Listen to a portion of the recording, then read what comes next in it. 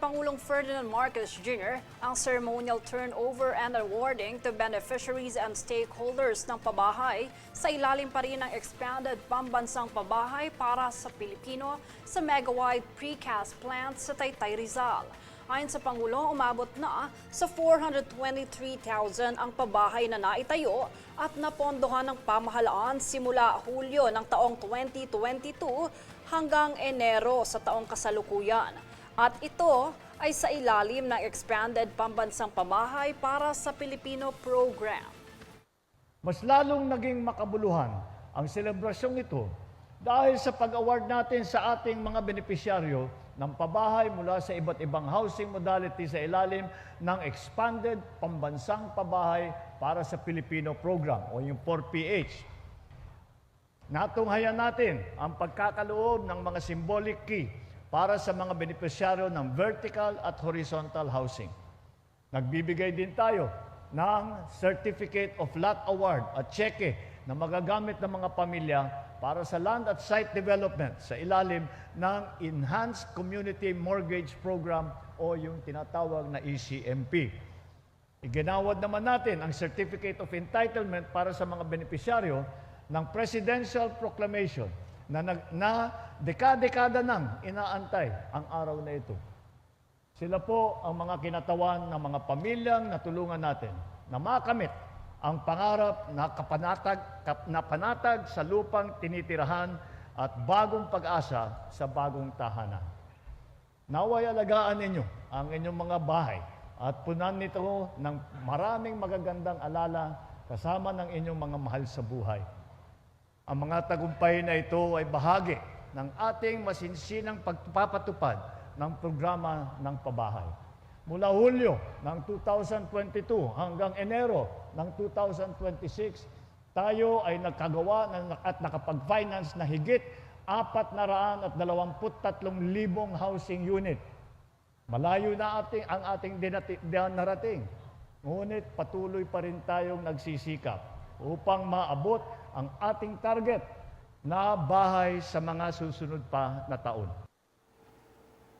Binisita ng Pangulo ang megawide precast facility upang tunghayan ang mahalagang proseso at modernong teknolohiya para sa mas mabilis at mahusay na paggawa ng bahay. Ayon sa Pangulo, patuloy na magsisikap ang pamahalaan upang maabot ang target sa mga susunod na taon. Sa ikapitong anibersaryo ng Department of Human Settlements and Urban Development o DHSUD, kanyang ipinangako na bibigyang access ang mga Pilipino sa disente at abot-kayang pabahay.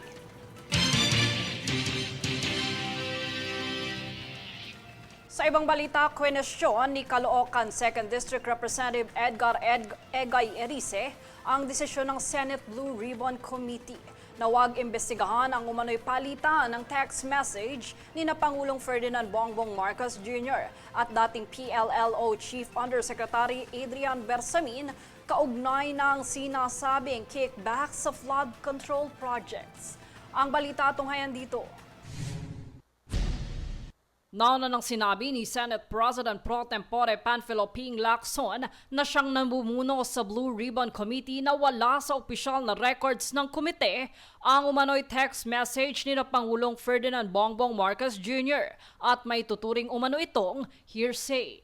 Dahil dito, wala siyang planong ipatawag si dating PLLO Chief Undersecretary Adrian Bersamin maliban kung ito ay voluntaryong haharap at magsusumite ng affidavit. Ayon kay Lacson, sina Caloocan 2nd District Representative Egay Erice at ACT Teachers Party List Representative Antonio Tino ang nagbanggit ng umano'y text exchange na nakuha umano kay Batangas 1st District Representative Leandro Leviste. Sa panig ni Erice, sinabi nitong walang patutunguhan ang investigasyon kung hindi susuriin ang lahat ng alegasyon. Ang Blue Ribbon Committee ni Senator Lacson, hindi mo malaman kung anong direksyon. Inagalang ko po si Senator Lacson, pero nakita ko po ngayon, parang walang direksyon yung kanyang pag-iimbestiga. Iginiit din ng kongresista na tila nais umanong malimutan ang umano'y pagnanakaw sa kaban ng bayan. Gusto siguro makalimutan ng bayan ang pinakamalaking kasaysayan ng pagnanakaw sa kaba ng bayan. Kanya ring nabanggit ang tinatawag na Cabral Files na aniyay public document at maaaring ikumpara kung gugustuhin ng pamahalaan. Simple lang yan. Napakasimple. Kung gusto imbestigahan ng gobyerno, 2023, 2024, 2025 national budget, ikumpara lang nila yung National Expenditure Program na sinabmit ng DBM sa Kamara. Tapos ikumpara doon sa GAA, makikita nyo na po yung mga insertions, diversions. Ayon pa kay Erice, madali lamang umanong imbestigahan ang issue kung may political will. Ayaw nilang malaman ang katotohanan. Kasi kung gusto nilang malaman ang katotohanan, magiging masusi yung investigasyon. Tinukoy rin niya na tila may pagharang sa pag-imbita kina Leviste at sa mga bersamin sa pagdinig ng Blue Ribbon Committee. It's worth investigating. But it seems that Senator Lacson is committed or had committed not to investigate the Bersamins. Kanya ring inihayag na bagamat hindi umano itinanggi ni Leviste na ipinakita nito ang mga files, hindi pa rin umano ito na ipresenta sa mga pagdinig kaugnay ng impeachment complaint laban sa Pangulo. Pinakita sa amin yung files na naglalaman ng text messages between the President and Yusek Bersamin. Nandun po, nakalagay doon, 7 billion. Nag-report siya kay Presidente na tanggap na lahat ng 7 billion at March 24 po yun, 2025. At susunod niya yung kwenta kung saan-saan napunta yon. Anya, mayroong pang matagalang implikasyon ang hindi pagresolba sa issue ng flood control, kabilang ang epekto nito sa ekonomiya. At dahil walang public spending, sigurado ako na yung ating GDP for the first quarter will be lower than 3%.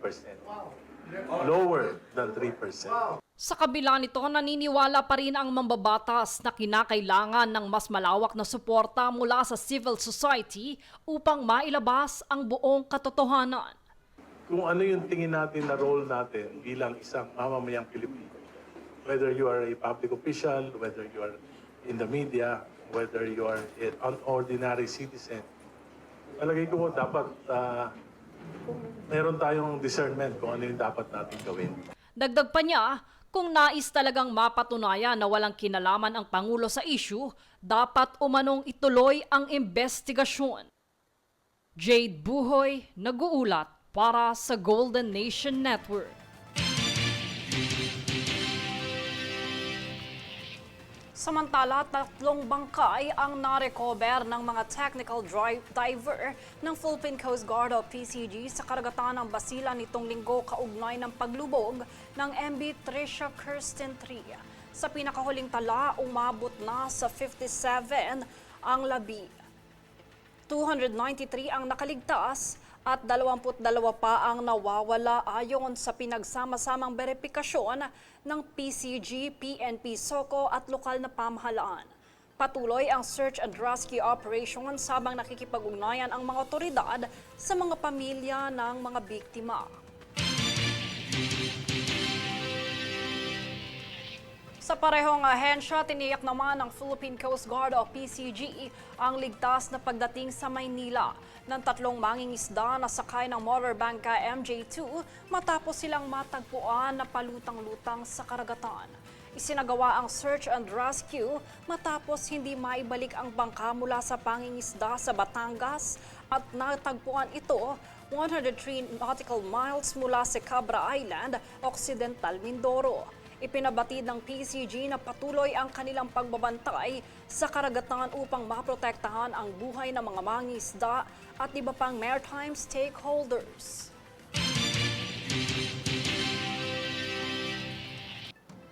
Sa iba pang balita, nasabat ng Bureau of Customs na NAIA ang tinatayang 55.3 million pesos na halaga ng hinihinalang shabu mula sa isang dayuhang pasahero sa NAIA Terminal 3. nadiskubre ang mahigit 8 kilo ng iligal na droga na itinago sa lining ng bagahe at sa loob ng 2 hinulmang Biblia matapos ma-flag sa X-ray screening. Ipinasana sa PDEA ang suspect para sa kaukulang kaso sa ilalim ng RA 9165 at RA 10863 ayon pa sa BOC na nagpapatibay ng mas mahigpit na border control laban sa smuggling at droga.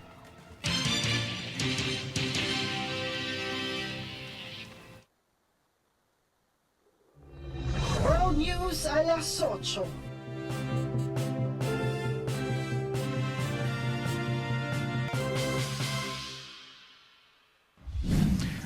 On NATO, I don't understand. The United States has thousands and thousands of troops deployed to the NATO mission.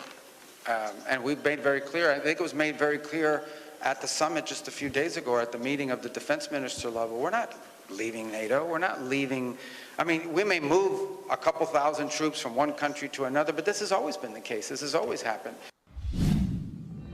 World News alas 8.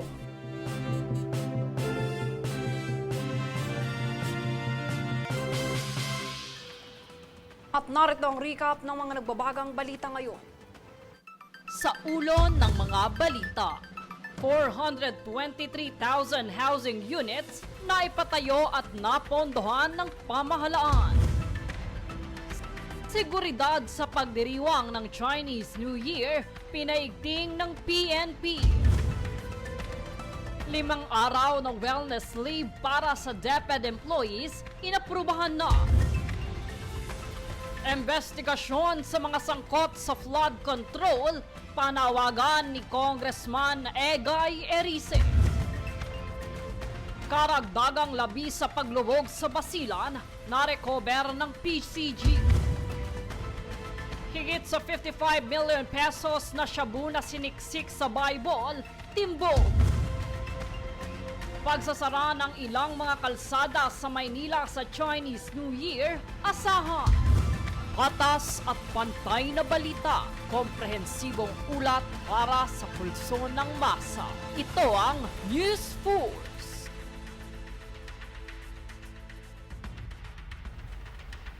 Yan ang pinakamainit na mga balita ngayong araw. Manatiling nakatutok sa aming mga ulat at update sa aming Facebook page, facebook.com/Golden Nation Network.